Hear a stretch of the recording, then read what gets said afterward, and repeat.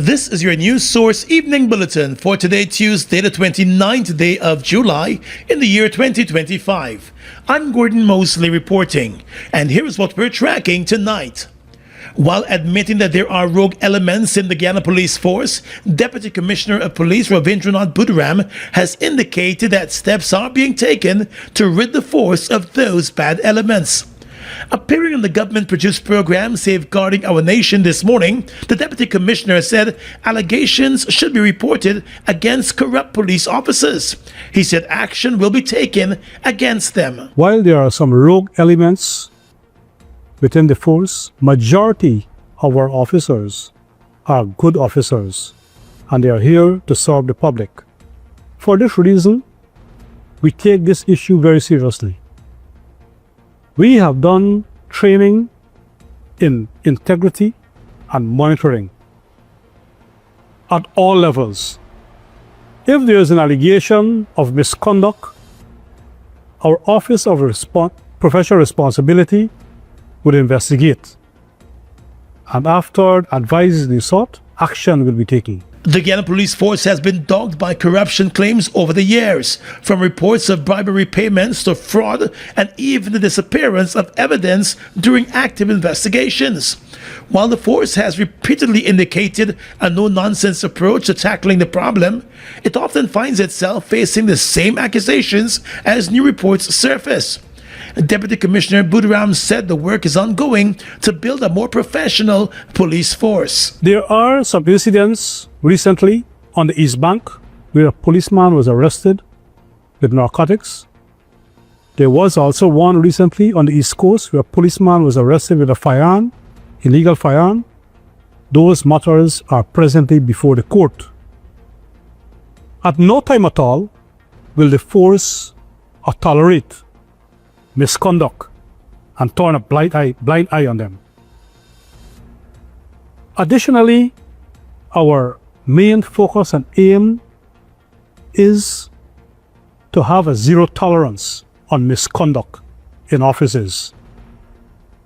We are working to build a professional force. He said training is essential to building that professional police force, and ranks from across the force are currently being exposed to more training at the local and international level. He also stated that the force is working to improve its methods of policing, especially in the interior regions and those far-flung communities, as it seeks to build public trust. More news coming up in just a moment.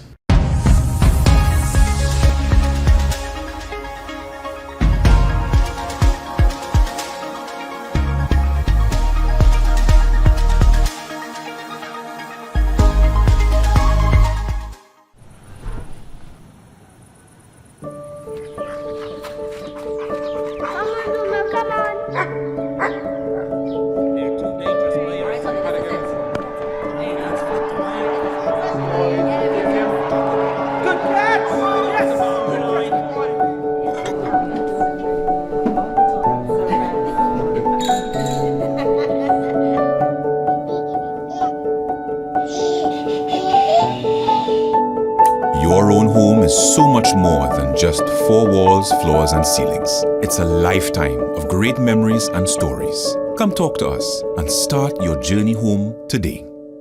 Republic Bank, we're the one for you.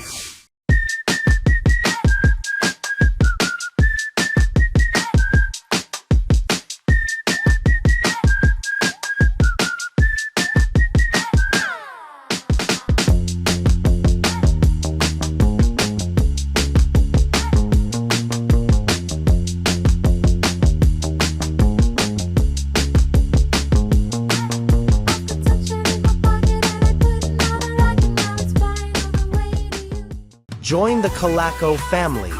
We offer small class sizes with tuition fees starting at $24,000 per term. We welcome students from pre-K, nursery, and primary levels. Contact us on 2255731 or via WhatsApp at 6396007. Visit us at 9 Thomas Road, Thomas Lands, adjacent to Queens College. At Calaco, we are more than just a school. We are a family. Friend, hi. Give me a minute now. I want you to clear something up for me. Okay. What is it, ma'am? Why you look so confused? I hear all this talk about elections and voting, but I really don't understand how this could affect me. All right, it's like this. Once you were registered by GCOM and you were 18 years or older by June 30th, 2025, you are entitled to vote, provided that you are listed in the official list of electors. Well, I registered and I'm over 18, but how I would know if my name is on the official list of electors? That's very easy. GCOM is displaying the official list of electors at two popular places in the community where you live. Just go there and check the list. Or you can go to GCOM's website and use the search tool. Oh, what? Thanks. I'm going and doing it now. Yeah. My name on the list. I definitely voting at elections. Nice. For more information, contact the GCOM on 225-027729 or visit www.gcom.org.gy.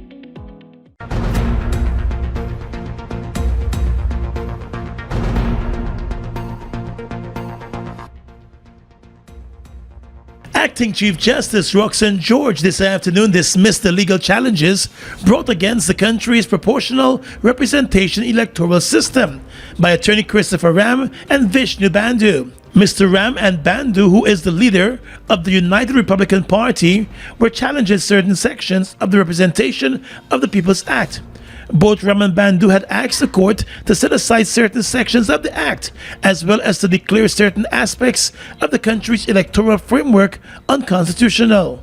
Mr. Ram in particular argued that Article 160 provides for a candidate as opposed to a list of candidates to contest the elections, and that Parliament never gave effect to that aspect of Article 160, and that makes the electoral framework unconstitutional. Mr. Ram had also petitioned the court to mandate the Elections Commission to allow individuals to contest the elections outside of the list system. Mr. Bandhu, however, argued that Article 160 permits a political party to contest the elections, and Article 147 guarantees him a fundamental right to participate in an election in any manner that he feels, but the provision of the Representation of the People's Act restricts him in a particular way. But the acting Chief Justice disagreed with both contentions and ruled that the applicants failed to show any constitutional breach in the manner in which political parties are required to contest national elections.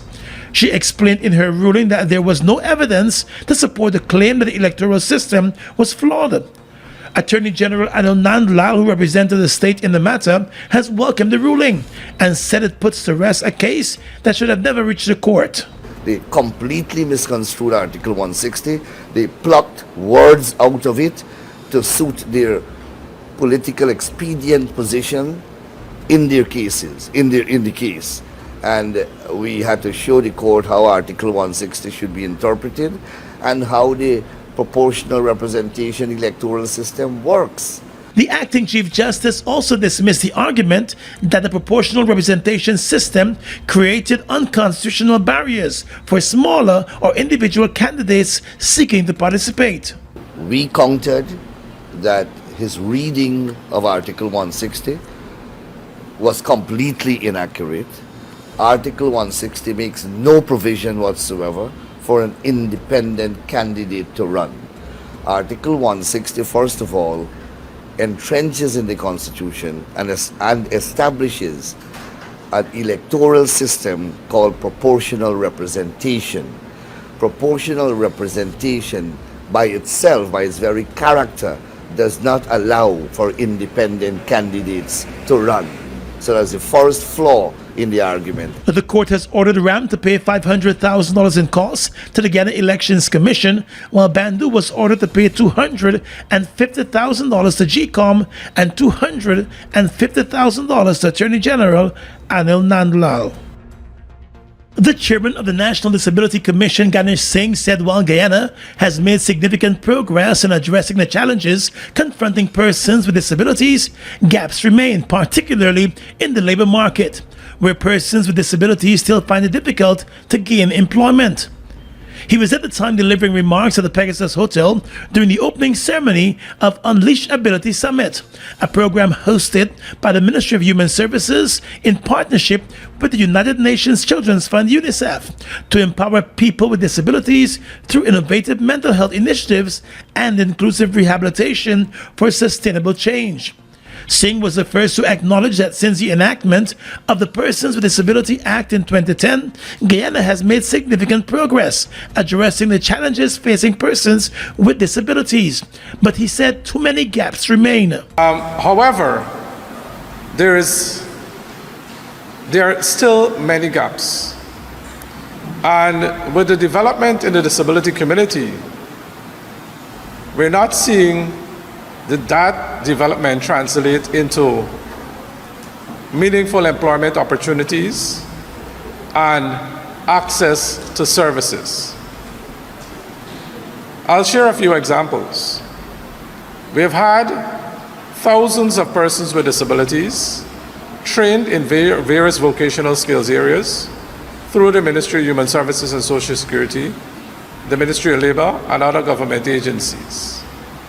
However, we have not seen thousands of persons with disabilities gain employment. And citing another example, the chairman of the National Disability Commission said, while the government has modernized its way of doing business, some commercial banks have refused to open accounts for persons with disabilities. He said it is therefore important for the agencies and organizations to recommit to the core principles of inclusion, dignity, and equal rights, and develop frameworks that would include and guide their interaction and delivery of services to persons with disabilities. The UN Resident Coordinator Gillian Bristol reminded those present that inclusion is not optional but rather functional. Bristol noted that a society is only as strong and vibrant as its commitment to the rights and dignities of everyone, including those with disabilities. To the young leaders here today, you inspire us, you challenge us, and you remind us that accessibility is not just about ramps and elevators. It is about breaking down social, cultural, and institutional barriers. To all our government partners, civil society, and private sector, let us all work together and partner to redouble our commitment, starting today by signing of the core principles, which we hope you will all stay around to sign. Let us build systems that are designed from the start to include everyone. Let us ensure that schools, healthcare, jobs, and decision-making spaces are fully accessible and welcoming to all. And the UNICEF representative in Guyana and Suriname, Abdel Sela, in his address said UNICEF is pleased to partner with the Human Services Ministry to facilitate the Unleash Ability Summit, noting that at the center of the discourse is an acknowledgement that inclusion is key. He said it is because of the existing challenges that UNICEF has partnered with the Ministry of Human Services to conduct the comprehensive situation analysis of children with disabilities in Guyana. This critical study provides a clearer understanding of the challenges that children with disabilities face in accessing services. The study also helps to guide evidence-based response rooted in inclusion and equity. Meanwhile, Minister of Human Services and Social Security Dr. Vindya Prasad said the summit, the first of its kind, is part of a larger effort to normalize equity and equality in the country.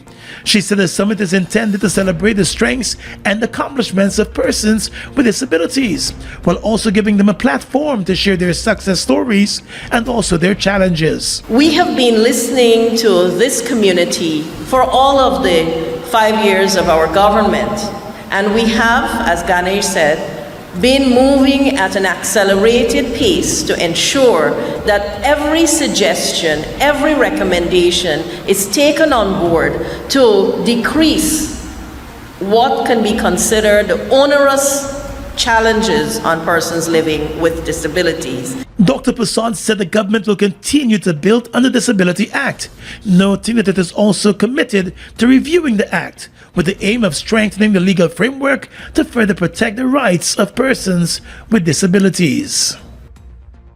As local business owners complain about the proliferation of Chinese businesses in Guyana and them being squeezed out of the market, presidential candidate for the APNU Aubrey Norton believes it is an issue that cannot be ignored. While noting the close ties that Guyana has shared with China over the years, Mr. Norton said a government under his leadership would engage the Chinese authorities, and he would also seek to remove any advantage that Chinese businesses may have over Guyanese businesses. I believe we can engage Chinese authorities to make it very, very clear that they have to operate within the confines of the law. They have to pay their taxes, etc. We will seek to remove any, any advantage they will have over Guyanese in business. We also believe that we need to, in some regard, protect small businesses, and we will take the action to protect small businesses. We do not believe that it is in Guyana's interest to allow a complete domination of our... I didn't hear that. Oh, we do not believe we should encourage a domination of Chinese businesses. The issue has been a major one in the past few years, as scores of Chinese businesses have opened large operations in Guyana in almost every region. Mr. Norton said the current situation may be as a result of poor government policies that have to be addressed. We believe some of what is happening is as a result of poor government policies. It is the poor government policies of the PPP government that caused a lot of Guyanese to run out of business and to rent their places to Chinese. We will rectify that, and we believe in the final analysis we will strike a balance where we don't have to get rid of the Chinese, but the Guyanese here have first preference and a right to be involved in business, and they should not be they should not be disadvantaged by foreigners. Noting that Guyana is part of a global business community and that will result in nationals of many other countries moving to Guyana and opening up businesses, he said there must be an approach that balances the system to allow local companies not to be shut out. While we believe Guyana is for Guyanese, we are well aware that we live in an interconnected, interdependent world, and that China plays a role in this world. We know that they are a significant actor. We will be responsive to their concerns in the international arena, but we will pursue diligently this approach which says that the people of Guyana must benefit and benefit first. And questioned about exactly how he would fix the system to be fairer to Guyanese businesses, Mr. Norton told reporters that the entire system will have to be addressed, including the way we do business in Guyana. Now, first of all, in terms of investment, we intend to improve the public procurement system, and we believe once the public procurement system is working in a proper way, then you might not have the preponderance you're seeing here. This government has the tendency or the proclivity to do things to suit themselves. Our intention is to do things to suit the people of Guyana, and once a functioning procurement commission is in place, then it follows kind of automatically that there will be a much better distribution of the contracts, etc., in the society. He said citizens must also be encouraged to support Guyanese-owned businesses more, while still supporting the Chinese and other businesses. Norton said too many small and medium-sized businesses were left at a disadvantage over the past few years, forcing some of them out of business. That problem, he noted, he would work to correct.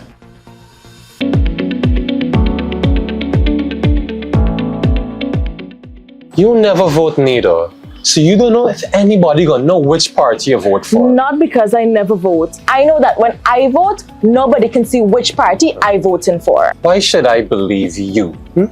You. Let me help you with something, young man. The young lady is correct. The freedom to vote for a political party of your own choice on election day is yours. Nobody will know which political party you voted for. Once you would have marked your ballot paper and folded it as directed, nobody will see which political party you would have voted for after you would have placed your ballot paper in the ballot box. You're guaranteed that your vote will remain a secret. Oh, thanks, big man. for sure I'm going to vote on election day, in order to feel confident that nobody will know which party I'm going to vote for. For more information, contact the GCOM on 225-027729 or visit www.gcom.org.gy.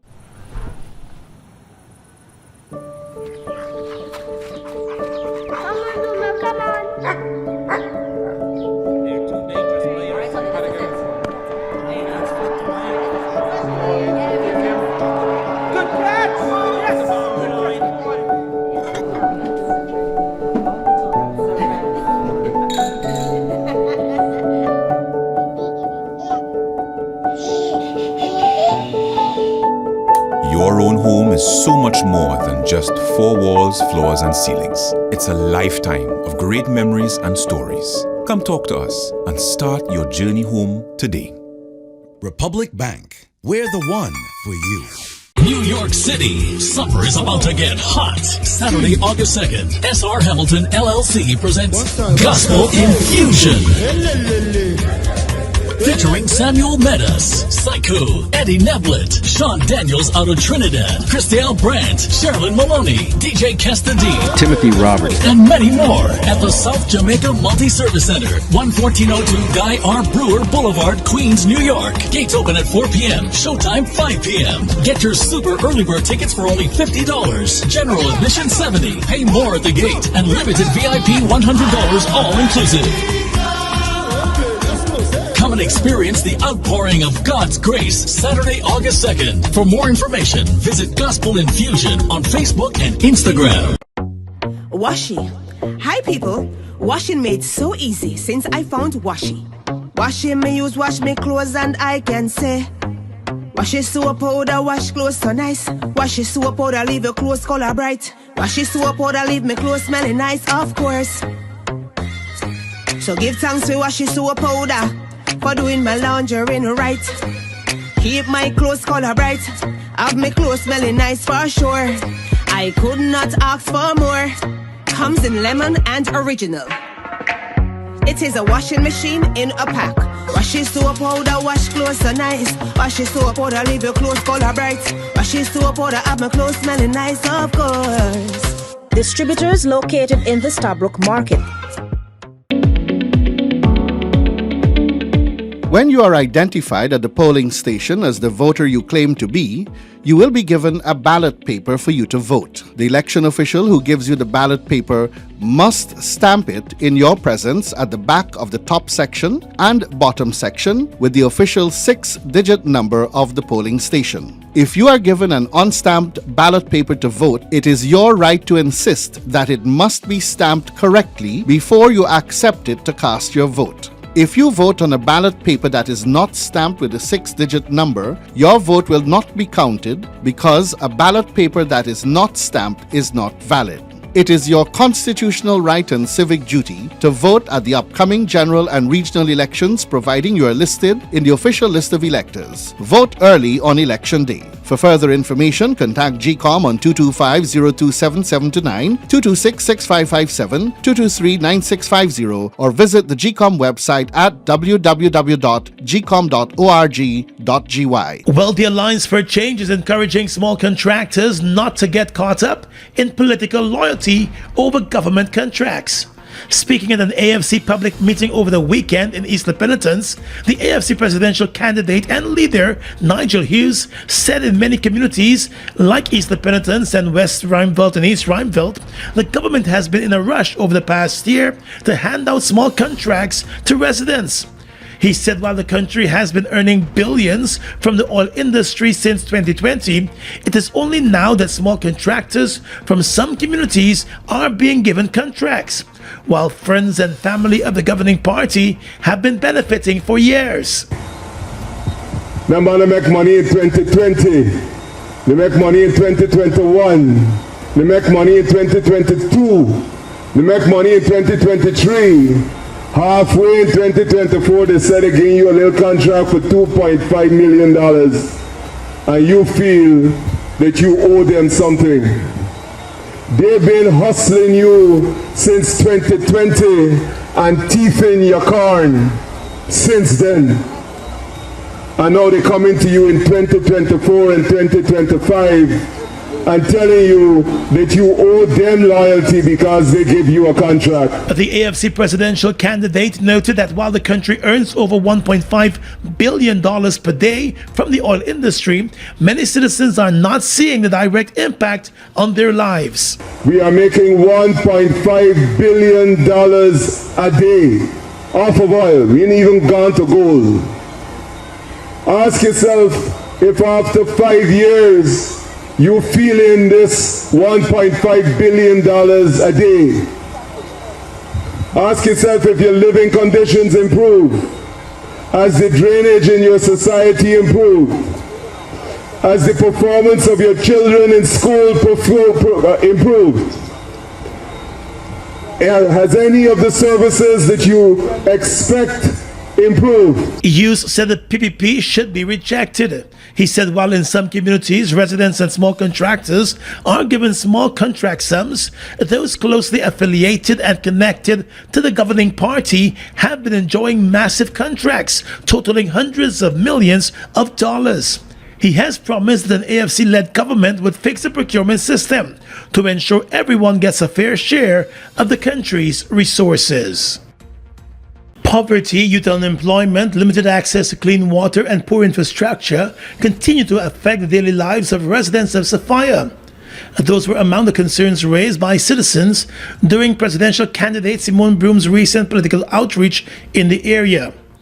That prompted her to speak directly to News Source to address her commitment to addressing those issues. We intend, because since we're running big on the some of the things of poverty, unemployment, young people in particular, we want to target the young people in Sophia, be it for them to be encouraged in training, equality with education. We believe that the people in Sophia should be living in a safer place. During her visit to the area, the presidential candidate of the Assembly for Liberty and Prosperity, Simone Brooms, engaged with residents and listened to their concerns and shared her party's vision for a more inclusive Guyana.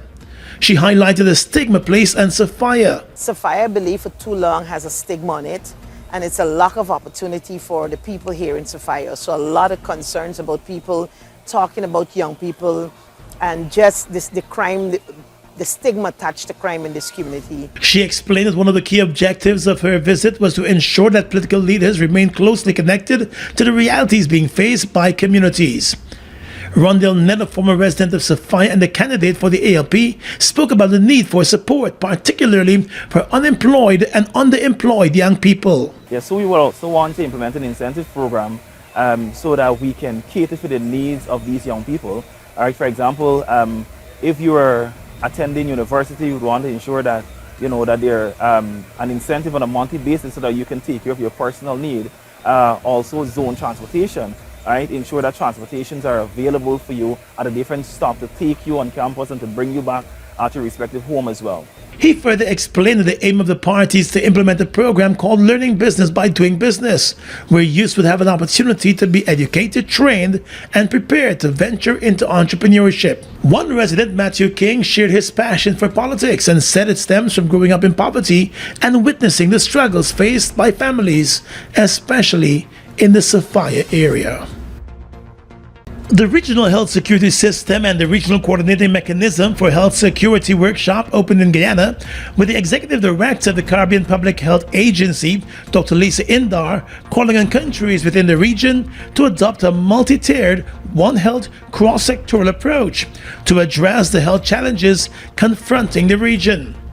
Addressing chief medical officers and other health experts within the region at the Pegasus Hotel on Monday, Dr. Indar explained that the transboundary spread of infectious diseases leading to outbreaks, epidemics, and pandemics remain a major threat to regional and global health security, as exemplified by COVID-19, Zika, and dengue, among others. It was explained that these ever-evolving threats test the responsiveness and resilience of health systems, requiring strategic innovations to combat them. She said a One Health approach is crucial. A multi-tiered, One Health, cross-sectional, well-coordinated approach to regional health security is especially crucial for the Caribbean's success, as this region is uniquely characterized by small, under-resourced populations with varying surveillance, lab, and human resource capacities, highly interconnected, porous borders, heavy reliant on tourism, and high susceptibility to the impact of climate change and disasters. The CARFA director said prevention, preparedness, and response to public health emergencies must be improved at national and regional levels. She also said CARFA, as the sole regional public health agency, has been mandated by the heads of government of CARICOM to bolster national systems and coordinate regional response to public health threats. In keeping with that mandate, it developed an RHS framework in 2022 and an RHS pathway that includes a mapping of member states and agencies' priorities, funding, and gaps as part of the efforts to advance the regional health system. In 2023, CARFA was one of the first recipients of the Pandemic Fund grant as a regional entity to build regional and national capacities in prevention, preparedness, and response to pandemics through strengthening and expanding integrated early warning surveillance systems, laboratory systems, workforce development, and regional coordination and collaboration to pandemic response, ultimately contributing to improve regional and global health security. Guyana's Minister of Health, Dr. Frank Anthony, in his support of the One Health approach, said it would help to strengthen the region's resilience to diseases at a time when global travel has rendered the region vulnerable to the swift spread of disease, misinformation, and instability. So what do we do now? First, we must adopt the One Health approach, recognizing human health, animal health, and agriculture and environment are closely linked. Second, we must strengthen preparedness through the full disaster management cycle, from planning and mitigation to rapid response, recovery, and long-term resilience. Third, we must embrace simulation-based training and virtual learning as a force multiplier for the global health workforce. The workshop has brought together over 100 health experts from 24 member states and 15 agencies. It is being held to advance the regional health security pathway through a coordinated approach.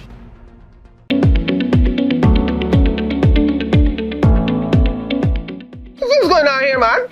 Why the two of y'all look so gloomy? Uncle Joe, you know thief man been in we house and thief all we valuables, including we ID card. Now election come around and we want to go vote. We ain't get no ID card to identify ourselves. Now we can't go vote. Well, you need to apply to GCOM to have your ID cards replaced. But you need not worry that you won't be able to vote because you don't have your ID cards. GCOM has put other measures in place to accurately identify voters like you who may not have the ID cards. But how they gonna do that? How they gonna know is we name on the list if we don't have ID to prove it? In addition to your ID card, voters can present their valid passports or valid driver's license if they have these. Really? But further, GCOM has placed your photograph alongside your name on a folio which will be at the polling station. And if you go to the polling station without a photo ID, you will be asked to state your name and address. The elections official will look at your face and then compare it with the photo alongside your name on the folio to confirm that they are the same. Then you'll have to answer some questions to verify your identity. If the election official is satisfied that you are the person who you claim to be, you will be allowed to vote after taking an oath of identity. So you get to vote? Yes. For more information, contact the GCOM on 225-02779 or visit www.gcom.org.gy. New York City, summer is about to get hot. Saturday, August 2nd, SR Hamilton LLC presents Gospel Infusion. Featuring Samuel Meadows, Psycho, Eddie Neblett, Sean Daniels out of Trinidad, Christelle Brandt, Sherilyn Maloney, DJ Kesta D, Timothy Roberts, and many more at the South Jamaica Multi-Service Center, 11402 Guy R. Brewer Boulevard, Queens, New York. Gates open at 4 p.m. Showtime 5 p.m. Get your super early bird tickets for only $50. General admission $70. Pay more at the gate. And limited VIP $100 all inclusive. Come and experience the outpouring of God's grace Saturday, August 2nd. For more information, visit Gospel Infusion on Facebook and Instagram. Turbo with a new look, new style, with the same great taste in the 250 ml can. Everybody run out now. Go and go grab one. Me charge up with a turbo 250 ml at your favorite spot. Wait, sell. New look, new can, same vibes. Jinxing, energize up your life. Vibes up, work time, anytime we are turn up the party with turbo can. Turbo can, turbo can, turbo can. Now available in the new 250 ml can. Turbo energy drink. Charge up today. Guyana's economy is rapidly transforming, and we're all part of it. Oil is at the forefront of this development by providing reliable and efficient energy and supporting community development from the very core. 100% of Oil's profit goes back to building schools, roads, and other important infrastructure that connects our cities and towns, providing fuel to domestic, marine, industrial, and aerial transportation. Oil has now repositioned itself as a market leader in the petroleum industry, building a better future for all of us.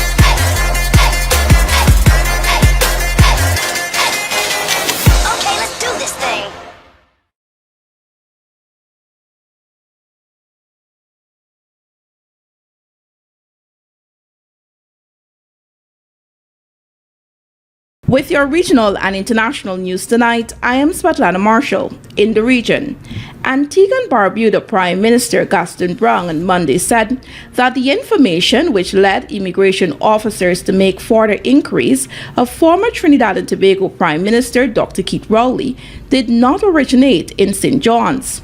He told the Caribbean Media Corporation, CMC, that immigration officials in Antigua and Barbuda treated Rowley with respect and acted on the information in the same way they would have had the notion been about any other traveler. On July 21, Rowley, who stepped down from active politics in March, said he was detained on July 14 during a stopover in Antigua because his name had been placed on a watch list of the Paris-based International Criminal Police Organization. Rowley, a geologist, said he was on his way to another country when he was stopped at the V.C. Bird International Airport. Browne, who's attending the two-day 4th Afro-Caribbean Trade and Investment Forum taking place in Grenada, said Rowley was not detained in Antigua and Barbuda. He said, and I quote, "Well, it was not a detention. My understanding is that there was certain information within our immigration portal that did not emanate from within Antigua that caused immigration officers to, let's say, do further inquiries," end of quote. Prime Minister Kamala Persad-Bissessar on Monday accused the former People's National Movement (PNM) government of enabling the formation of a criminal syndicate inside the prison system after grouping gang leaders together in Bill 13 at the maximum security prison during the tenure of then Minister of National Security Stuart Young. Speaking in the House of Representatives during the debate on the extension of the state of emergency, Persad-Bissessar said the previous administration's decision to cluster high-risk inmates at the maximum security prison created the conditions for gang coordination and criminal operations behind bars. Basant Bissessar claimed not only were the inmates allowed to communicate and organize from within the facility, but they were also given access to luxury amenities. But former National Security Minister and current Member of Parliament Marvin Gonzalez rejected her claims, accusing the Prime Minister of political hypocrisy and misinformation. He explained that the decision to relocate high-risk offenders to Building 13 was made specifically to prevent collaboration among gang leaders, not to facilitate it. And finally tonight, international news. A gunman who killed 4 people when he stormed a skyscraper in the heart of New York on Monday evening left a note that appeared to blame the National Football League, NFL, for a brain injury, the city's mayor Eric Adams says. BBC in a report said the attacker, 27-year-old Shane Tamura of Las Vegas, shot himself dead after opening fire in a building where the American Football League has its head office, but went a different part of the building after taking the wrong lift. The gunman was carrying a note in which he blamed CTE, a brain disease triggered by head trauma, for his mental illness, Adams said. Tamura played football as a teenager but did not play in the NFL, ex-teammates have told U.S. media. A New York City police officer who was working as a security guard at the building was among those killed. Another of the victims was an employee of finance giant Blackstone. 2 male civilians were also killed. And that's your News Source Evening Bulletin for tonight. I am Svetlana Marshall, wishing you a pleasant evening.